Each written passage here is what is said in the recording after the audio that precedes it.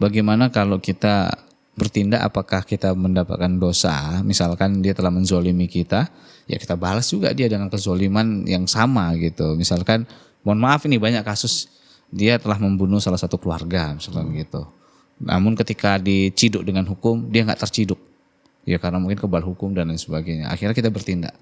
Boleh seperti itu Pak Seth? Kalau hukum sudah ditegakkan, walaupun di sana banyak alibi, kita tidak diperbolehkan.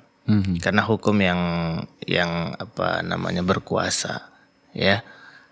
Walaupun sebenarnya hukum Islam itu memberikan kekuasaan kepada keluarga terbunuh, ya, keluarga terbunuh untuk membalaskan apa yang telah dilakukan oleh si pembunuh tadi.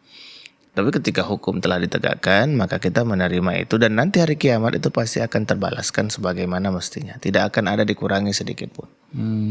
Tapi kalau memang ya secara umum, kalau kita bicara hukum Islam, seseorang yang membunuh dengan sengaja, maka dia mendapatkan qisas. Tentunya dengan syarat-syarat tertentu ya.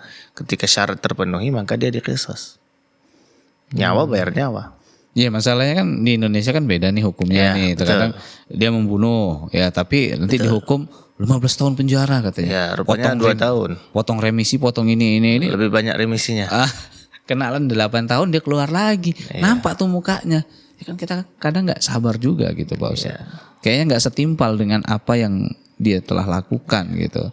Kalau kita yang langsung eksekusi, mohon maaf nih gitu.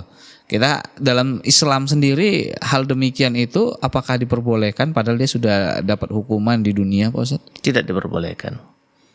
Tidak diperbolehkan.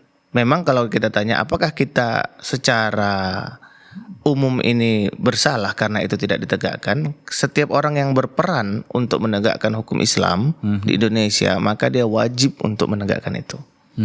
Makanya dengan tegas Allah menegaskan dalam Al-Quran, "Man lam yahkum bima anzalallah faulaika humul kafirun zalimun fasiqun." Itu ada 3 ayat yang tegas mengatakan dengan itu.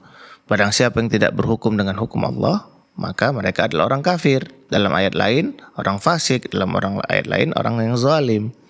Ketika kita memiliki kemampuan untuk menegakkan itu tapi tidak kita tegakkan, maka kita termasuk salah satu dari 3 aspek tadi. Imma kafir, imma zalim, imma fasik. Tergantung keadaan ketika kita menolak itu. Allahu a'lam.